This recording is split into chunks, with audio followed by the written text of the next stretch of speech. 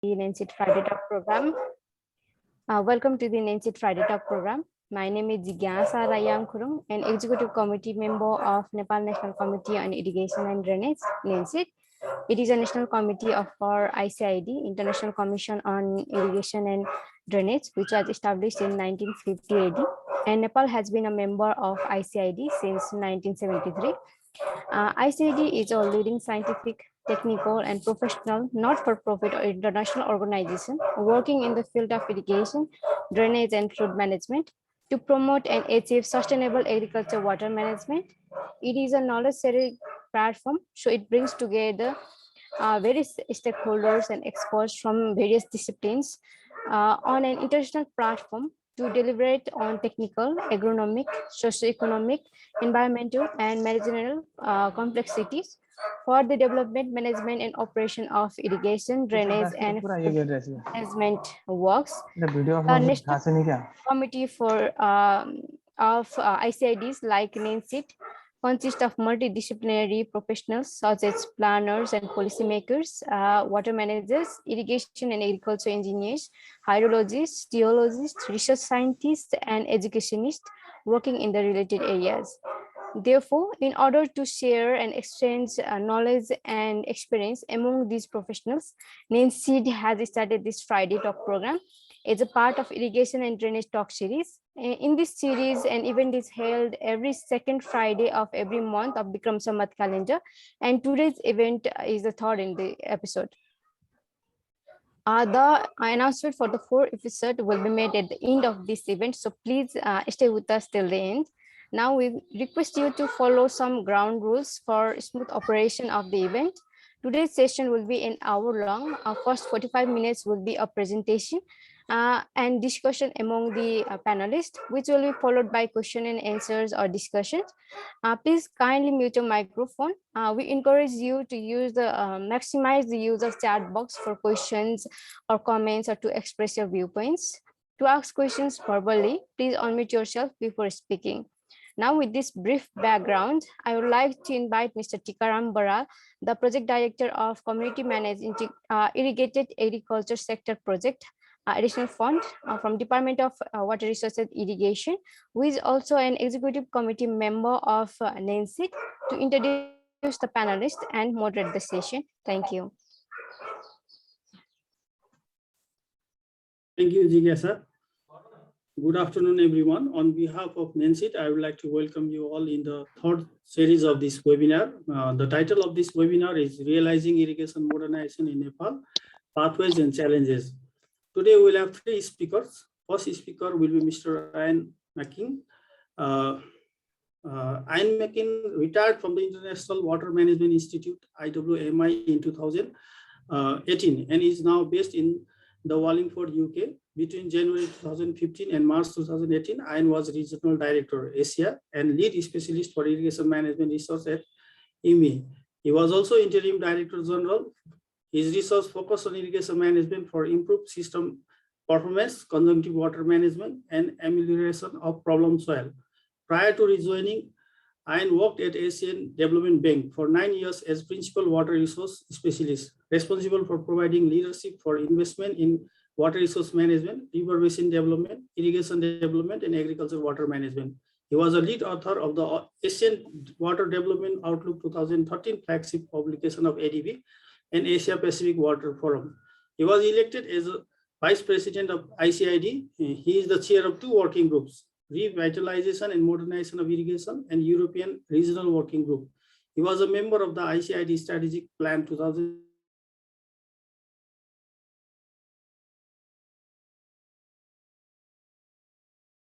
Technical Advisory Committee for various ICID conference and the World Irrigation Forum. He worked with IMI from 1996 to 2005 as Principal Water Management Specialist and Regional Director of Southeast Asia and Asia, Program Leader, Applied Information and Modeling Systems, and Leader, Design and Operation Program.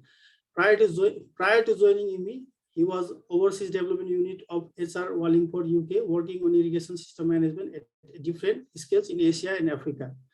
We are very pleased to have Ian in this session, and we are looking forward in hearing from him about the technical aspect of irrigation modernization.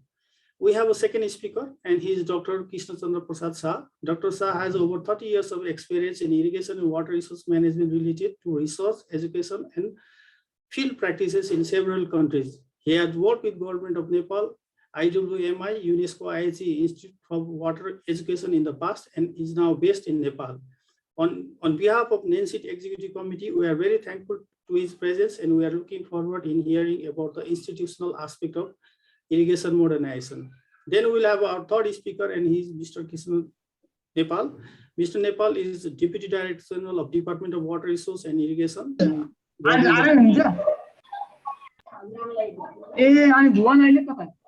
Please mute your microphone. He has a very long experience in working in the irrigation sector. He has already played important role in irrigation sector in Nepal. He was a project director of Sikta irrigation project, and he has worked in different responsibility from field engineers to the regional director. Throughout his professional career, he has been engaged in design and development of irrigation infrastructure in different parts of the country. Mr. Nepal will be discussing about the present status of irrigation infrastructure in Nepal and government arrangement for promoting the irrigation modernization. The format of the program will go like this. We will first invite Mr. Ryan for his presentation on technical aspect of irrigation modernization. Then we'll invite Dr. Shah for his presentation in the institutional aspect. And then our third speaker, Mr. Nepal, will be speaking about the governance in irrigation sector. Each speaker will have 10 minutes for his presentation.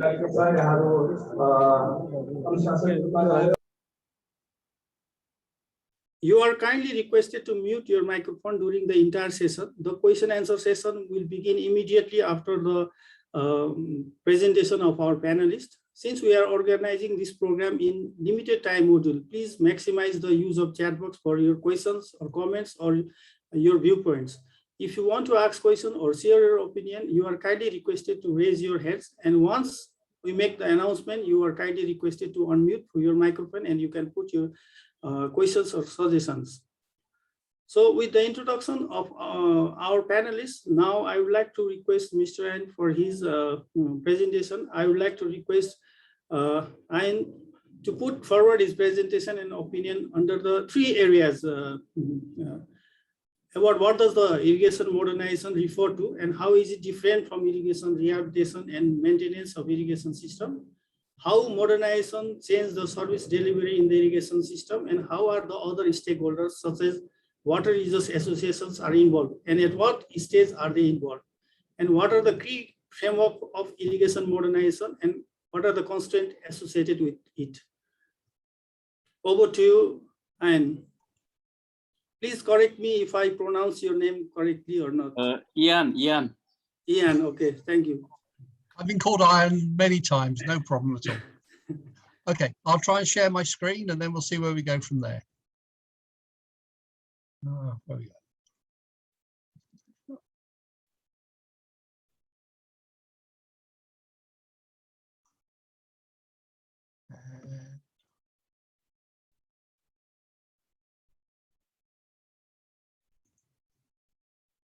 Okay, I hope you can see my screen. Yes, we can see. Yeah, good. Excellent. Okay, so I've got about 10 or 15 minutes to introduce some ideas on modernization.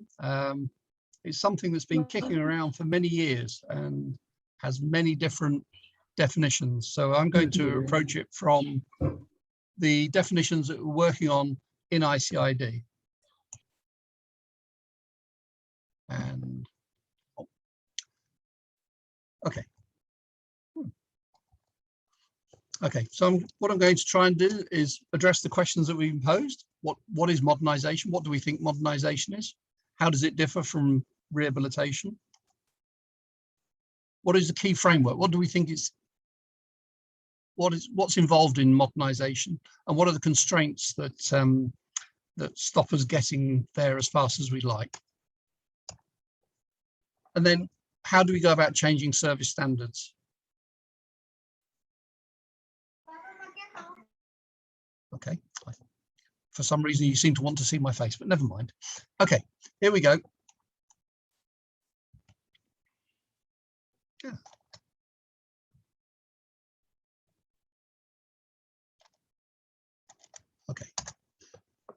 From the working group on modernisation, we've come up with this definition of modernisation. It's a process of upgrading infrastructure, operations and management of irrigation and drainage systems to sustain water delivery service requirements of farmers and to optimise production and water productivity.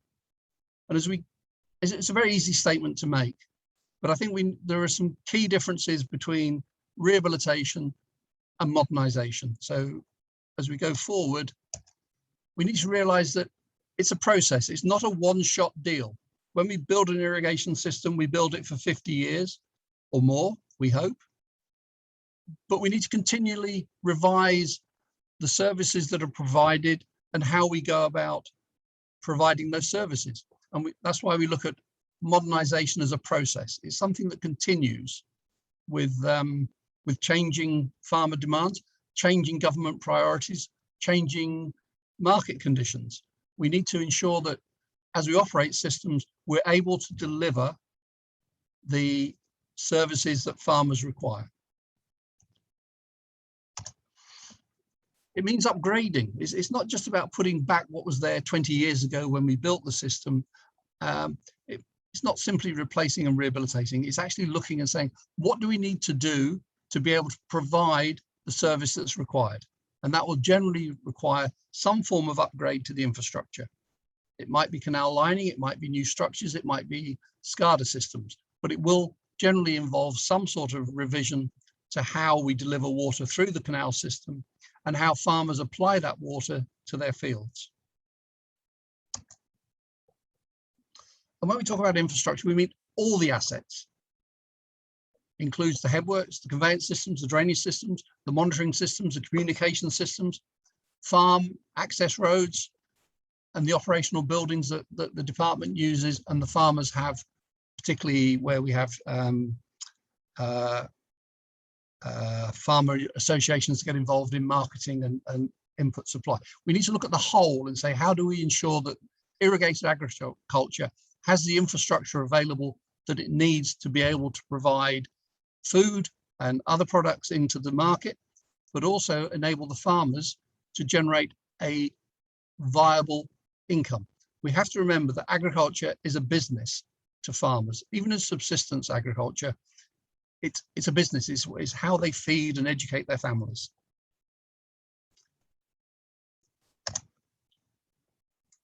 Okay.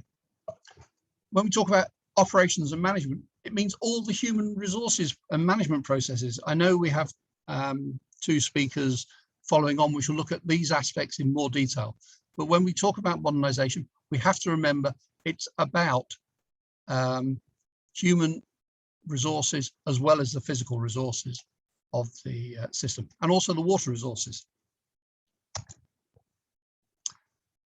As you say, irrigation systems encapsulate all the physical and non-physical components.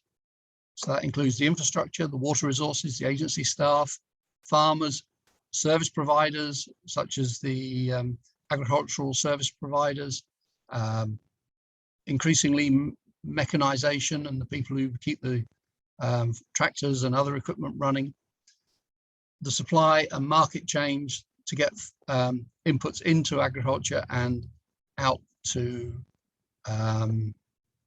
the consumer.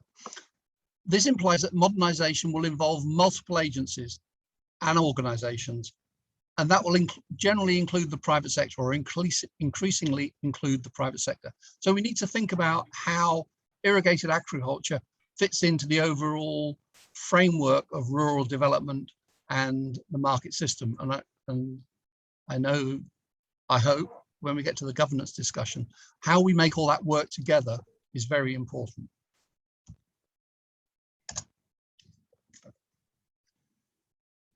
We talk about sustaining the system. You know, for many years we've talked about the build, neglect, rehabilitate way of irrigation system operations. We can't continue to do that. Firstly, it's very frustrating for farmers. It's very inefficient use of resources, and increasingly the agencies that fund agriculture and irrigated agricultural development, whether that's national governments or the international donor community, are getting frustrated that they're continually reinvesting in the same systems. We need to find ways to make irrigation and drainage systems sustainable. But when we talk about modernization, we're not talking about sustainable as in fixed. We're talking about a system that evolves.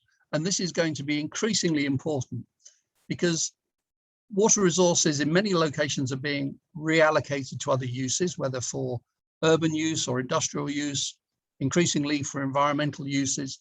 So we need to work out how we can continue to operate agriculture with these other demands, placing increasing stress on the system. We need to look how we increase the resilience of irrigated agriculture to climate variability and expected impacts of climate change. It also means ensuring that all costs relating to management, operation, maintenance, asset depreciation of the system are affordable and fully covered either through government, user, the farmers, or private sector financing. Someone has to pay to ensure that sustainability is possible.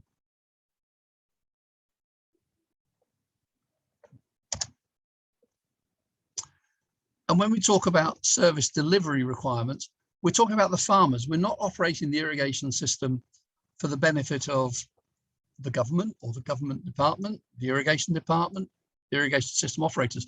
Delivery of service is to the farmers. So we need to understand what the farmers want.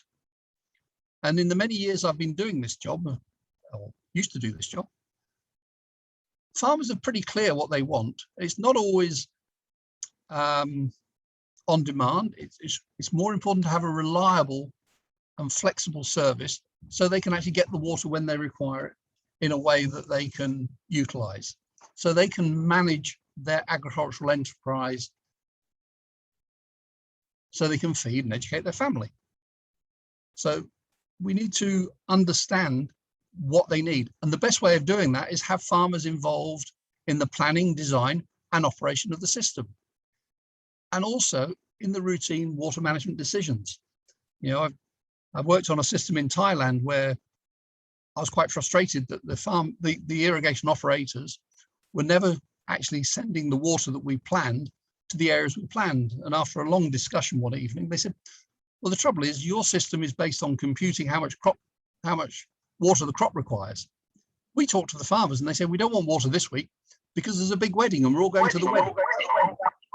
So can we have the water next week? So the operators were adjusting the supply week to week to supply what the farmers required. And I think we need to think how we can do that effectively.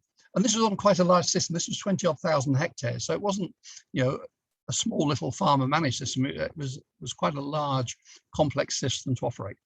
But the farmers and the operators had found a way to ensure that the service they received was more or less what they required.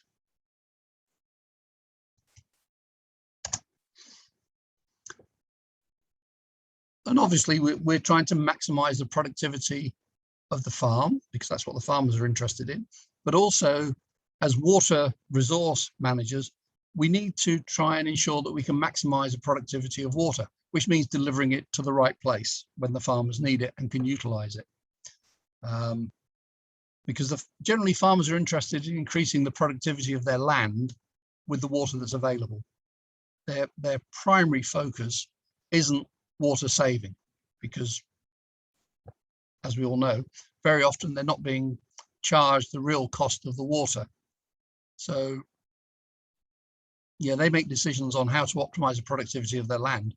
We have to work with them in a modern system to ensure that we also maximize the productivity of the water, which is increasingly becoming a constraint on irrigated agriculture, although that land is often the constraint for farmers. This will mean we have to work with farmers to support them through capacity development, to help them understand why things are changing. We need to transfer technology to them so they can utilize water and their land and other technologies efficiently. And I think increasingly we're going to need to find ways of providing effective and efficient extension services. That doesn't necessarily mean people from the Department of Agriculture going out and working with farmers.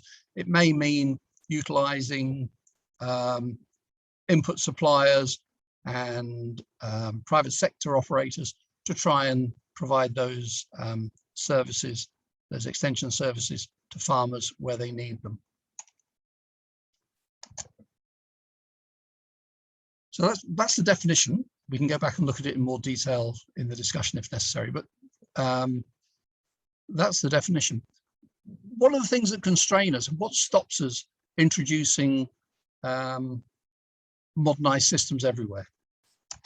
Well, certainly there are technical gaps between the skills needed to implement improved methods and what's available in the local area. Now, whether that's in the department, in the local community, or in individual farmers, there's definitely a gap between what is required to design, build and operate a modern system and what's generally available. I mean, it's not hugely complicated, but there's a gap between what we've done and what is going to be called for in the future. There's also significant gaps in financing. And there's a gap in there isn't enough finance available, but there's also a gap perceived between how much it costs to put in an improved system and what you're going to get from it. And it's particularly a problem where water and delivery services are not priced or the charges are low. Farmers don't feel the pressure to improve their services, and system operators don't feel the need to significantly change if it's being paid for from general taxation and revenue transfers rather than being a relationship between the service provided and the payments that are received. It doesn't necessarily mean that farmers have to pay the full price for the service, but they should have a say in what the service is and how much they have to pay for that service they want. There's also social constraints. In many of the countries where large irrigation systems exist, it's cheaper to employ somebody to do something than it might be to employ an alternative technology. It's often cheaper to have somebody read a gauge than install and maintain a gauge that will be reporting every 15 minutes. The danger is you're not comparing the like with like. Reading a gauge once or twice a day is very different from reading a gauge every 15 minutes or an hour and having a system that can respond to it.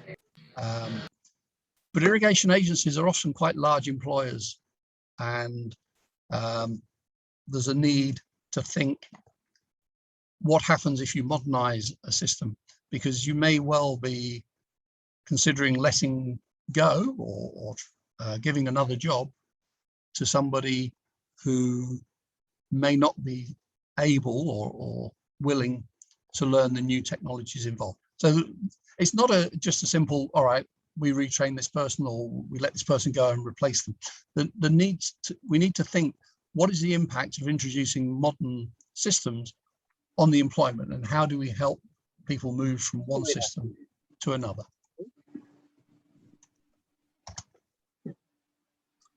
And we have to admit, irrigation departments are generally quite bureaucratic, centralized, and they're really not very well suited to service-oriented activities. I saw Prachanda's on this call. Prachanda Pradhan and I spent time in Bangladesh, and it was quite interesting talking to the department about how we could move towards a more service-oriented activity. And it was always going to be an uphill struggle. So it takes time to establish the capacity, but also to embed the willingness to change how systems run. In the case in Bangladesh, we looked at the flow records, and never once did the canal report operating above full supply level. And every time you went out, it was operating well above supply level. The gatekeeper said, no, it can't report above full supply level, otherwise I'll lose my job. So there's a gap between what is actually happening and what's being reported, because that's the way the department works. In a modern system, you have to move beyond that. And that requires quite a significant change in how irrigation departments will work in the future, or even systems will work in the future. Okay. When we look at improving standards, I think this is central to sustainable modernization. We have to improve the service that's delivered to farmers so they're willing to invest in their own land, in their own irrigated systems, so that they get the benefit from an improved service, but they won't invest if they don't see an improved service. So you've sort of got a chicken and egg situation. So we have to work over the period of operations, i.e. continually. Irrigation service standards must match from the headworks to the farmer's field.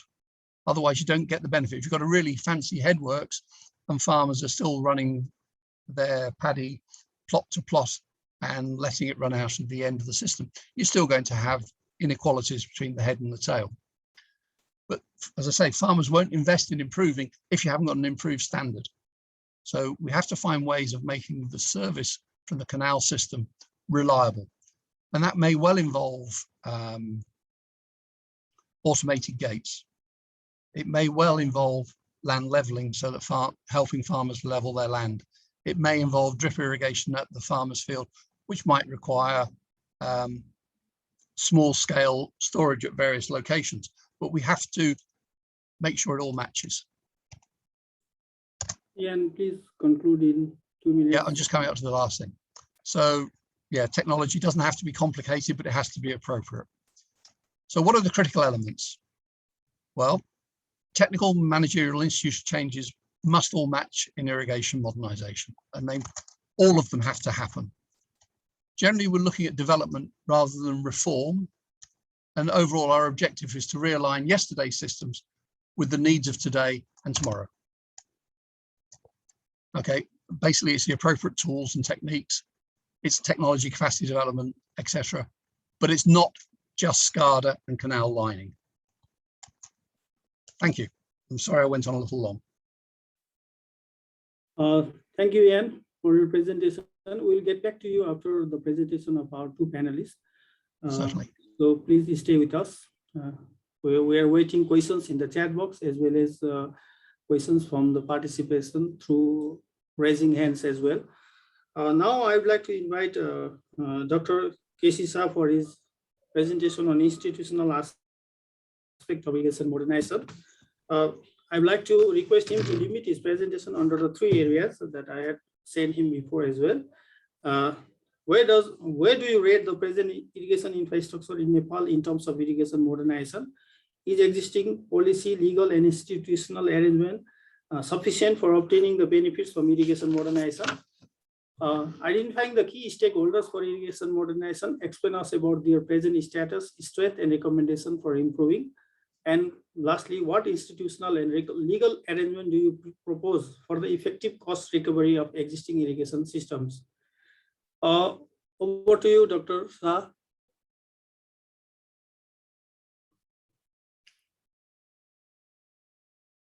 K.C. sir.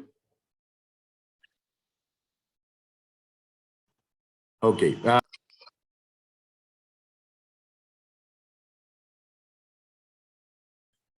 We cannot hear you. You are mute. Okay, I'm going to unmute. Okay. Yeah. Can you hear it? Yeah? Yes, we can hear now. Greetings to everyone. It was nice being with Ian after a long time and many seniors on this important forum. Sir, you have 10 minutes for your presentation. Thank you. Yes, I'll come down to the topics I have been assigned to speak about. The larger topic, of course, irrigation modernization is, and Ian rightly pointed out, there are many aspects, physical aspects, social aspects, financial aspects, and in social aspects, of course, institutional aspects is always there. And he briefly also mentioned market conditions that I also agree with. And he also mentioned some constraints regarding bureaucracy and centralized management approaches or the tendency of the already existing irrigation agencies around the world and not being service oriented.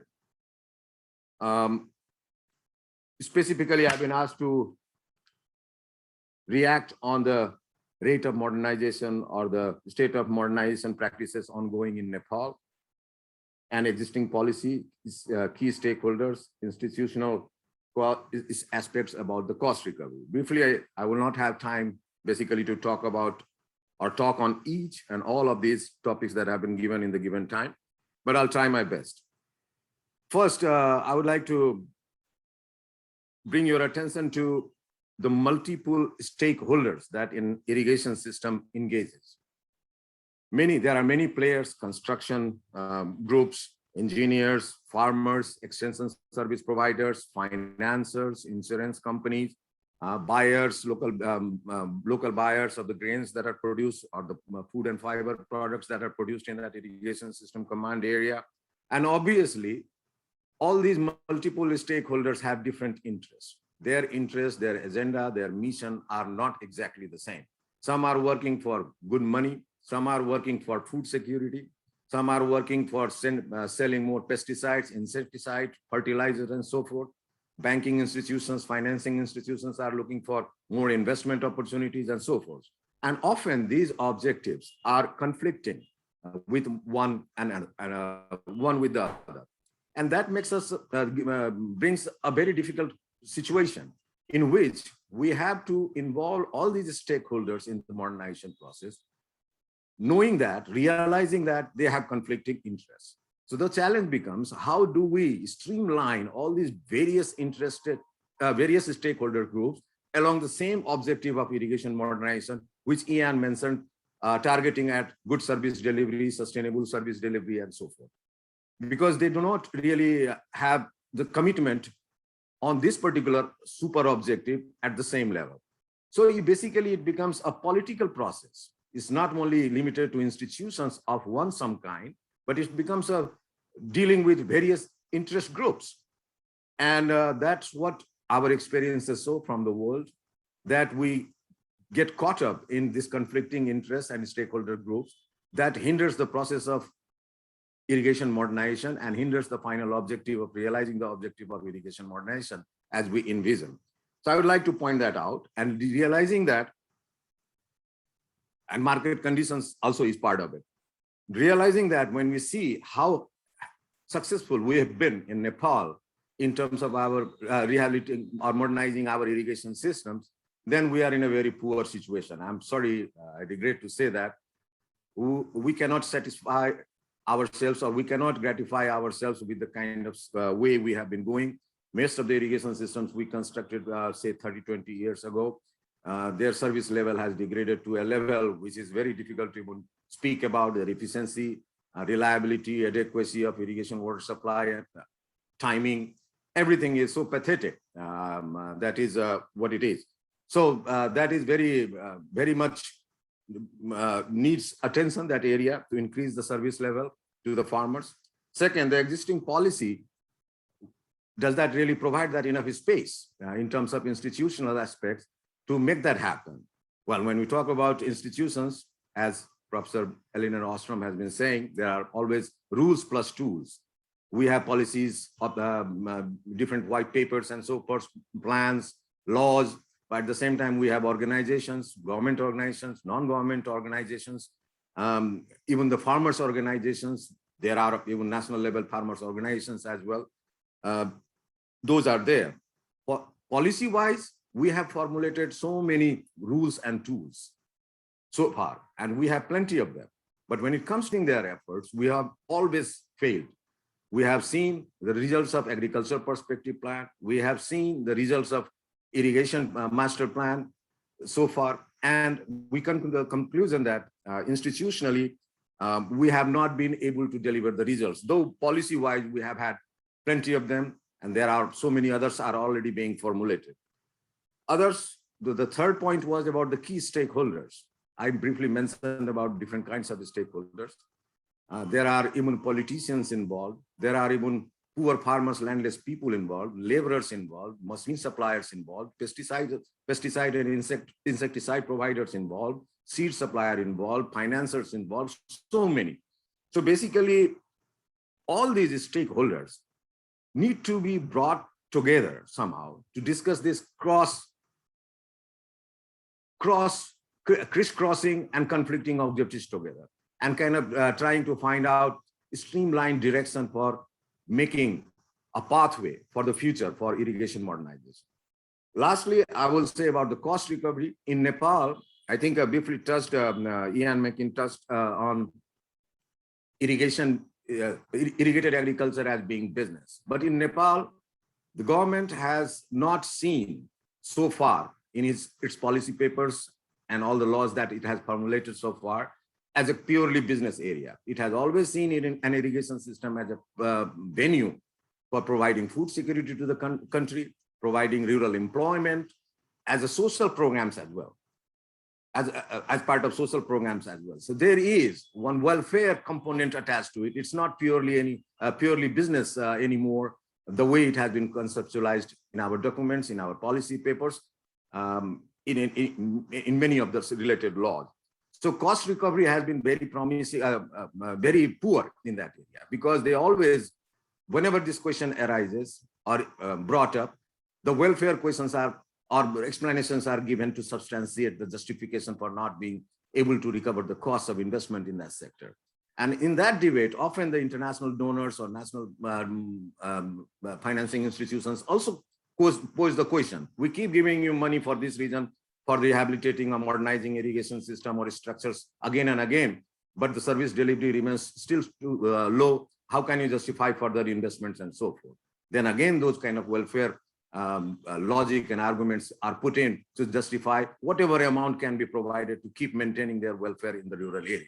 Otherwise, migration will happen, problems, crimes, and so forth will happen. So in order to check that as well, we have to keep doing that. So there is no concrete focus on cost recovery as such.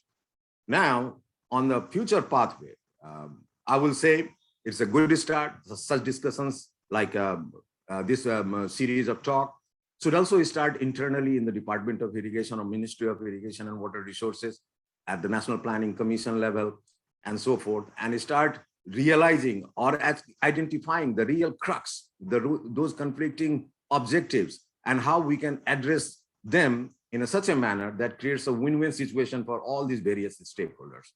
Thank you. I'll be happy to answer questions during the discussion. Thank you for your time. Oh, thank you, sir. You were 1 minute early. We'll come back to you during the question sessions. Now I would like to invite Mr. Krishna Nepal, Deputy Director General of Department of Water Resource and Irrigation, to speak about the governance part of the irrigation modernization.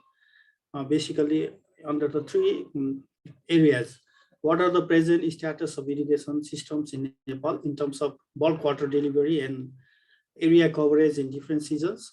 Does the existing policies and program are inclined towards improving the irrigation system through effective modernization methods? And what role does DWRI play in improving the service delivery of existing irrigation system, and how institutional arrangement be changed under the present context of the federal system? Now over to you, Krishna sir. Thank you, Baranji. I am agree with the technical aspect and institutional aspect of the irrigation modernization with former speakers. The present status of irrigation systems in Nepal. Our first irrigation master plan was prepared in 1990. According to that, we have around 1.7 million hectares of potentially irrigable land. Recently, the irrigation master plan was updated. This study included the potential area from gravity flow is included in this recently for power lift. At present, we have irrigation infrastructure for around 1.5 million hectares. It includes government-made large irrigation systems, two farmer-made small to medium surface irrigation system, and also the shallow tube well and deep tube well. Altogether, we have infrastructure for irrigation for 1.5 million hectare.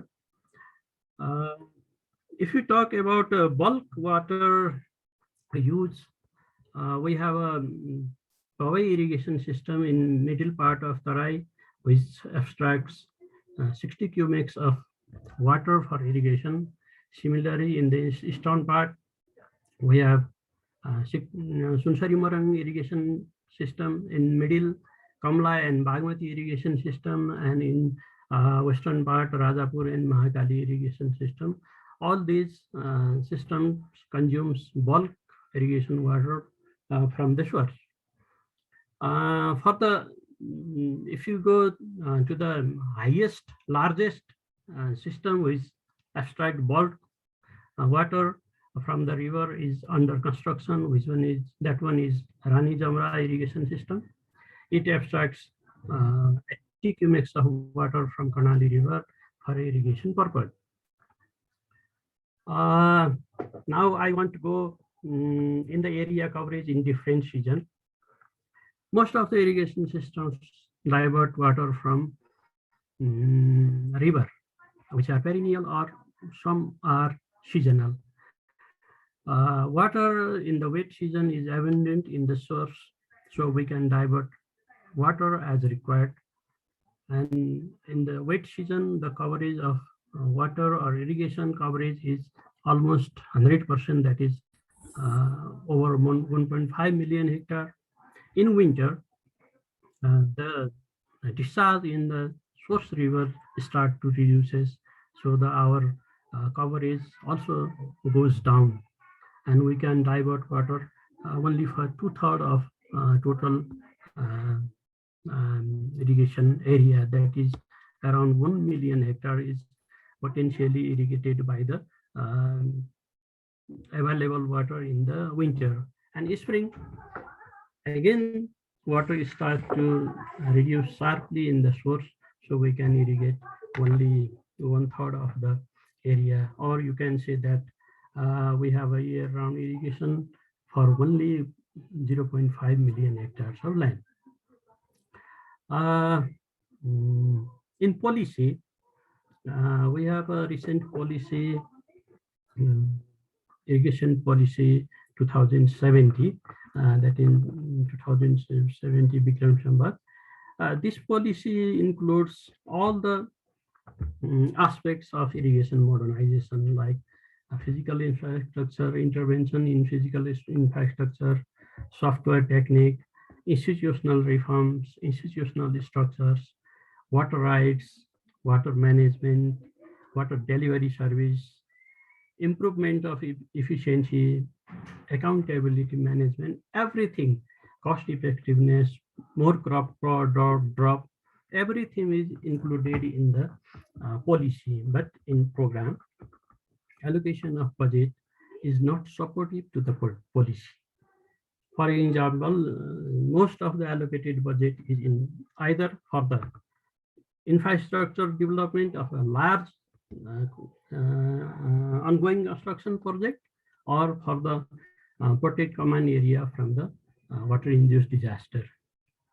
There is a minimum allocation for the maintenance and operation management of the existing irrigation system. Or you can say there is a very little allocation for the modernization of the system. This may be due to we are in development phase. As I already explained, we are in the water scarcity in winter and spring. We are trying to develop diversion project from the surplus water basin to scarce water basin. So it's cost huge investment. We are constructing a Bharibawe diversion multipurpose project in the western part, and Sunkoshi marine diversion multipurpose project in middle part to irrigate the flat land of Tarai in the southern part.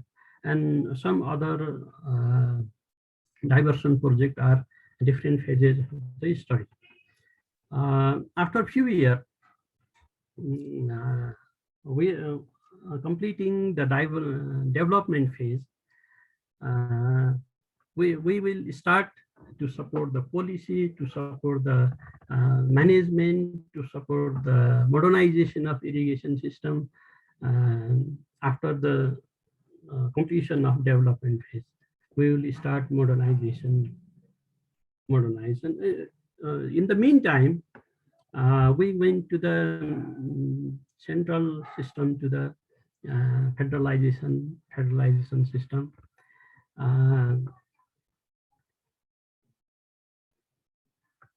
In the federal system, during federalization, all the scope of small to medium irrigation projects in the different development is handed over to the province government. Major share of manpower, office institution, physical infrastructure, and also the program of Dwari has been handed over to the province government. But the province government, their priority is other sector than irrigation sector. Like road is first priority of provincial government, and urban infrastructure is also the priority. But irrigation is not in the higher priority. And in the other hand, demand of people in water resource sector is on the disaster control, not in the irrigation. So irrigation system in this situation, in overall situation of irrigation sector is less prioritized in this time. At the end, I like to say that water resource sector or irrigation sector provides foods for all. I hope after a few years, irrigation sector slowly starts to come in the priority of the federal government and also the priority of provincial government. At the time, we will get opportunity to modernize irrigation system, modernize irrigation system, and produce more crop per drop. Thank you.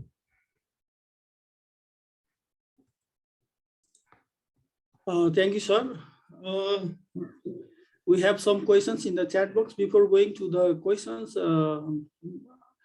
I would like to request our very senior and respected sir, Madhav sir, for a few remarks on all these issues that we have discussed. Madhav sir, if you are there.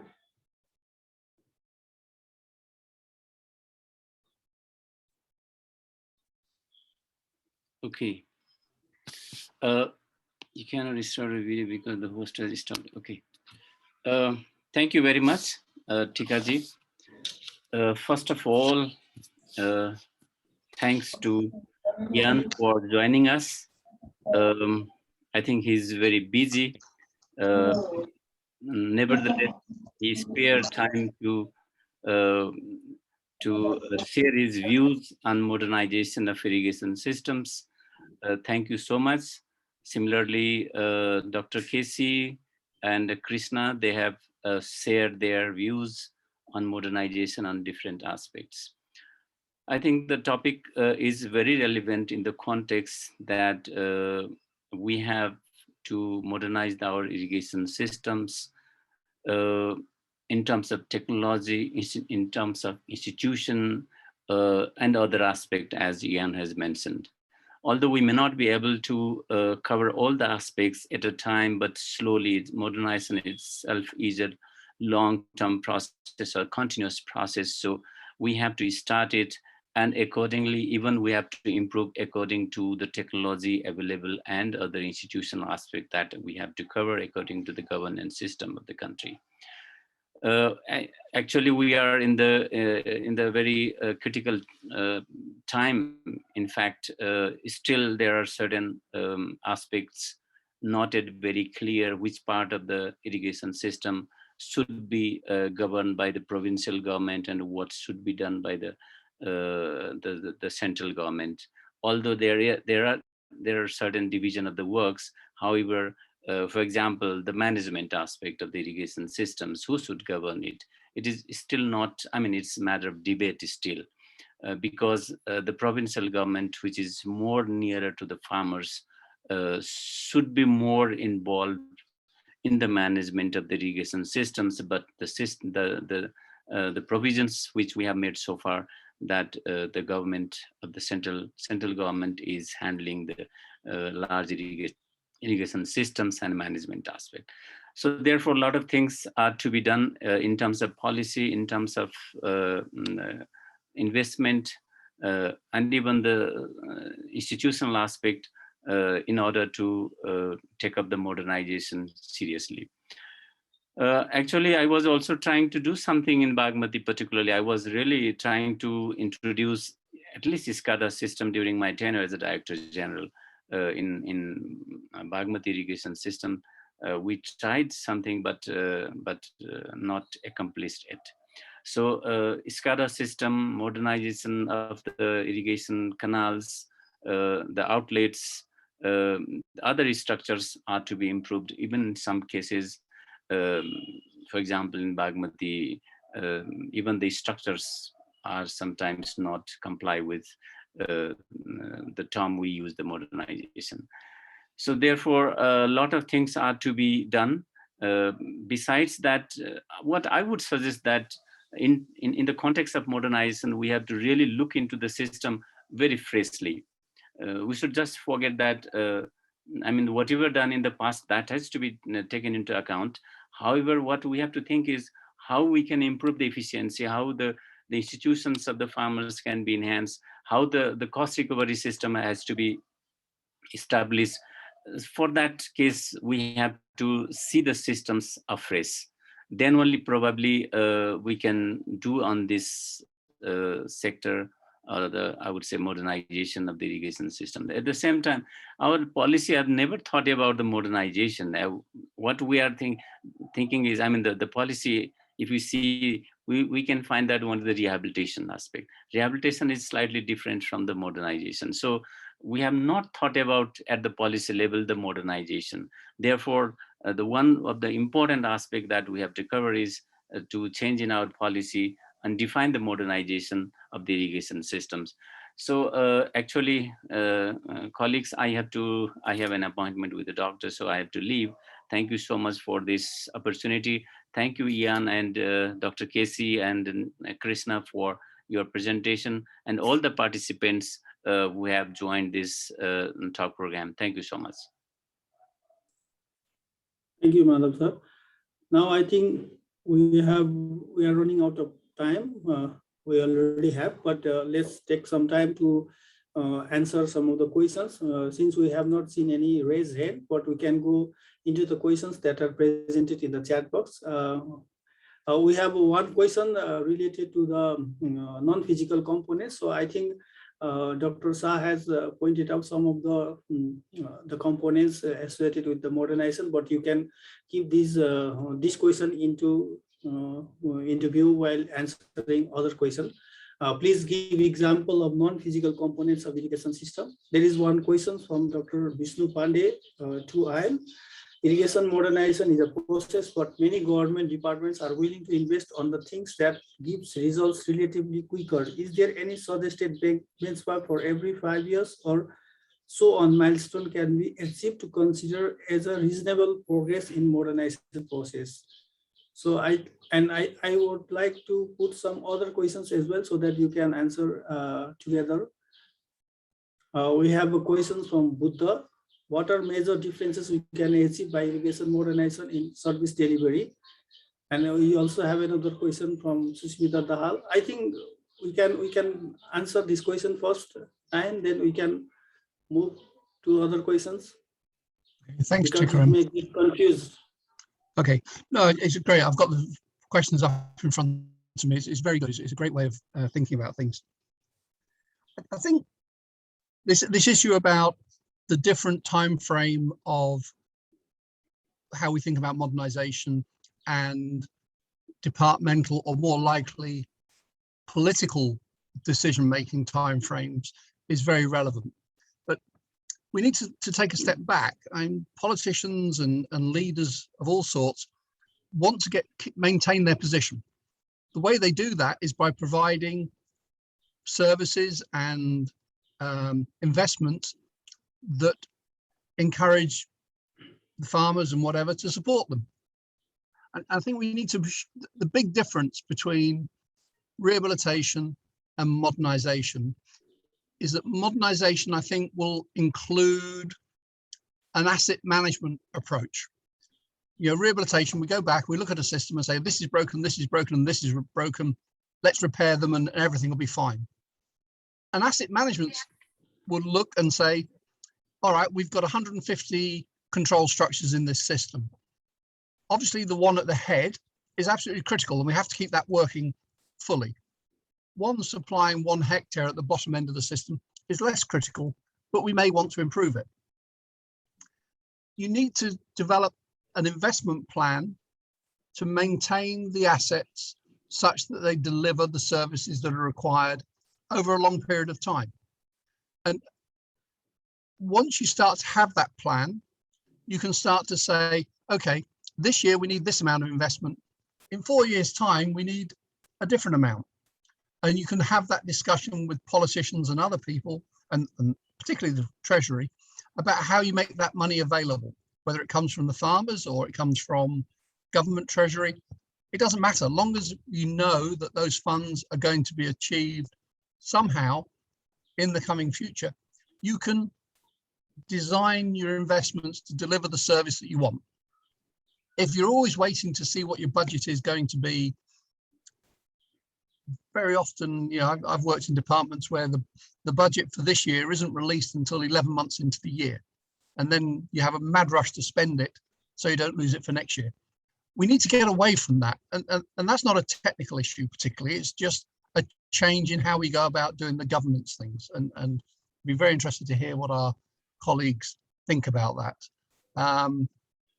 So I think asset management enables you to set the benchmarks, and you can then measure whether you're achieving that or not. We also have another questions regarding because it's coming repeatedly about differentiating rehabilitation and modernization.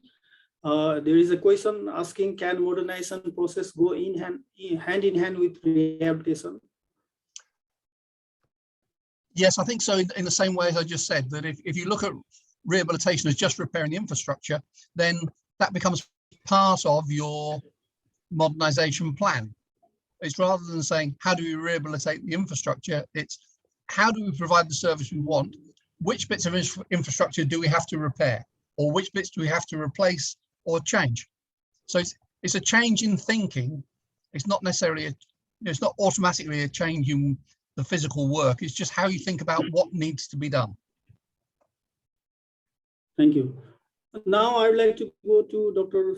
Sam. Maybe he will be the appropriate person to answer. Here is a question from Mysore Shrestha asking, as presented, modernization touches all aspects, but if it has to be valued in planning process, it may become endless. How can it be linked in policy intervention? And again, there is also another question, maybe applicable to all the presenters. Despite the realization of the fact that irrigation modernization is not just limited to the improvement or introduction of robust or effective infrastructure, still physical infrastructure overshadows the broad sphere of irrigation modernization in Nepal. In this context, does our current institutional arrangement, policy, stakeholders engagement comply with concept of irrigation modernization, particularly under this federal system? What kind of effort DWRI is? Okay, that part maybe Mr. Nepal will answer. What kind of effort DWRI is putting to overcome such constraint in irrigation modernization and sustainable management? I will also put one more questions to Dr. Shah, maybe put forwarded by Thakur sir. What is way forward for bringing all the stakeholders that you stated, given the national and sub-national governance? Thank you for the questions. Very interesting and very practical questions, Mahesh ji, Thakur ji, and one general question. I'll touch upon the aspects that have been assigned to. It's something new I'm talking about, or I might be saying. There are varied interest groups and there are varied interests. And to streamline them, we've been doing multi-criteria decision analysis and policy practices. So that results, what we see, that process has not been followed properly or effectively. That is why we end up in underachieving the objectives or underachieving the results from the investment we make or efforts we make. So basically, when we make a decision about funding a particular project for rehabilitating or call it modernization, then at least we should open up our thinking with what Ian also mentioned, that we start looking into the other objectives as well, instead of focusing or zooming into only one single objective that we need to put on this structure or make this structure strong enough. But realize the other aspects, other interests that are linked with this one, and then accordingly make the decision. Then probably we'll achieve it better. And this also goes to the federated governance system we have established now by our constitution, that conflicts are also between the different tiers of governance structure. And it often has created conflicts. For example, the federal states have been delineated based on political boundaries. Irrigation system may or may not fall that political boundaries. And there are examples like Kamla irrigation system, which fall in two different districts. There are examples of Sunsari Moran. They fall in two different federal states. So these conflicts are also there. And there probably we'll be needing these politicians to sit together and talk together and decide about that, which Mr. Madhav Belwase already pointed out. So that practices or such practices need to be more enforced at policy making, decision making levels, and they need to be refreshed or open up and willing to change the way they have been making decisions compared to the present context, what kind of changes they need to introduce. Maybe they need a certain orientation, refresher courses and so forth, new examples, exposures that will probably help them change their mindset and also the way of making decisions. So that could be one way. I would like to answer Thakur's question, can rehabilitation and modernization be done together? Certainly, I think so. Yes, if you go by the definition of Webster dictionary definition of rehabilitation, that tells you something. But whenever, just realize it in practice, whenever we rebuild a structure, a worn out structure or falling structure, cracked structure, there is an opportunity to make it better than what it used to be. Because of the new technology available, new knowledge available, new tools of computer design and so forth available, there is always a possibility of improving it, but doing better than that. So why not gain little extra in the name of rehabilitation? Nobody stops it. But if we start looking at the same level, then probably we miss the opportunity of making it better, modernizing it in a better state or better stage. Second is, it's not about modernizing structure, any particular infrastructure piece as such. It is tied with the objective, like we kept on talking about water delivery service, productivity. That is tied with that one. Unless and until we tie this rehabilitation and modernization process with ultimate objective, just making it look good and rehabilitating in the same way does not or may not fulfill that objective, then it's useless to do that. Or maybe there are other options to explore. That's what I would like to say. So it needs to be capitalized with the open mind that is geared towards the ultimate objective that we are thinking about. Thank you very much. We also have one more questions for you, Dr. Shah. Maybe you can just finish this one. How do you connect big theories on modernization irrigation system that we have discussed about and poor farmers' problem regarding the problem they faced every year? I think it goes to the service delivery. That's true. I used to teach a course, I still do, service-oriented management of irrigation system, and they're specifically focused on that one. If modernization is linked with specific objectives of service delivery, then this gap can be minimized, and that will make the farmers happy as well. because farmers' objectives are very clear. Farmers are one type of stakeholders. Maybe there may be some big farmer, small farmer, landless farmer, labor farmer, but they have similar objectives. They can come along together much easier or much easily compared to the other stakeholders. So if the modernization process is linked with that objectives of those objectives of the farmers, I think the farmers have no reason to remain unhappy and not cooperate. Thank you. Now I'd like to request Krishna sir, maybe he has 2 questions. One is there any impact of 3 tiers of governance that we are currently practicing in terms of human resource management? I think you will be the most appropriate person to answer this question. And again, coming back to the previous question, there was a connection that what kind of effort DWRI is putting to overcome constraint related to irrigation modernization and sustainable management. Thank you, Prasad. Yes, we have a problem in human resource management after federalization. Experienced engineer, almost 3 to 5, 6 years experience engineers are forced to go in the province government. And they have well experience in irrigation, and their capacity is not fully utilized there. And in the central government, we are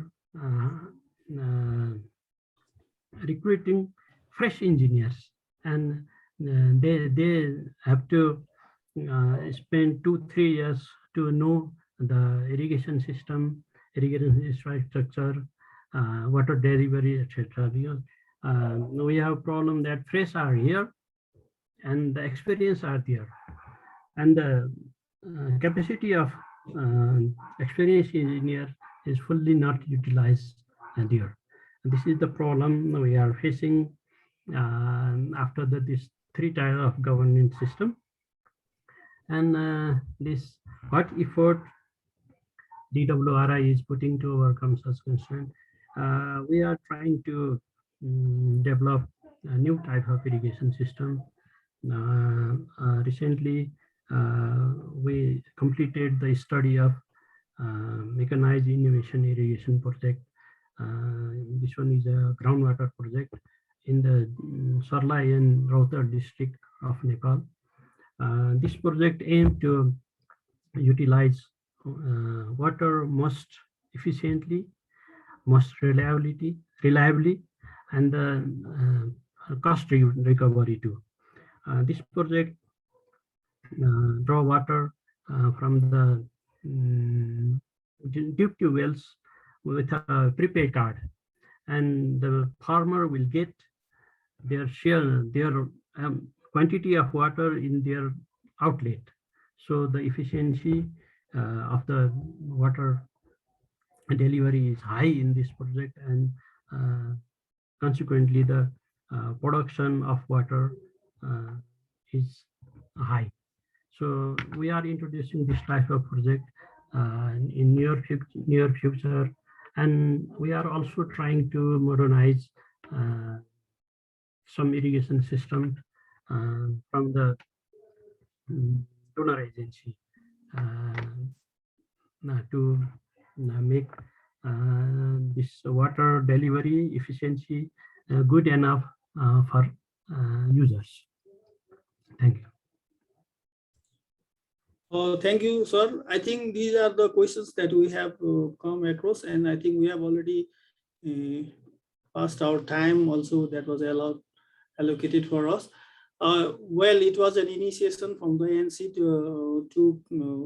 to start a discussion about the modernization of the irrigation systems. From the presentation, it was a very big context that we wanted to discuss about the technical aspect of the modernization, to the policy, to the structural arrangement of the government as well. So it is a quite long tasks to discuss within a very short time frame, but hopefully in future we will be happy to welcome Ian again, maybe if everything goes well, maybe physically in future, so that we can discuss more details more in detail about the modernization and the ideas how the concept of modernizations can be applied in our context.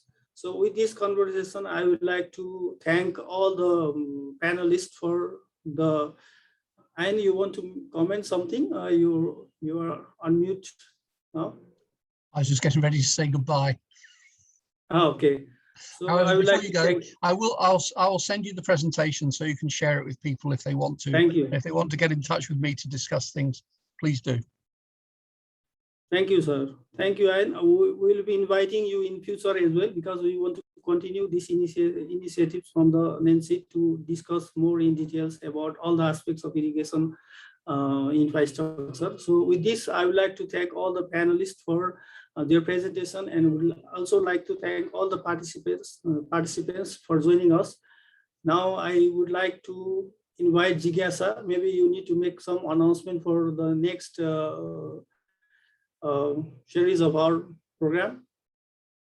And with this, I would like to thank you everyone and take a leave from here. Thank you. Jigyasa.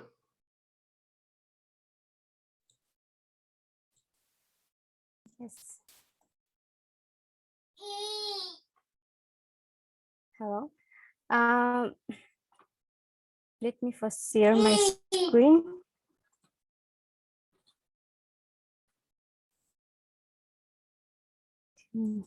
This is the announcement for the next episode of the Friday Talk program.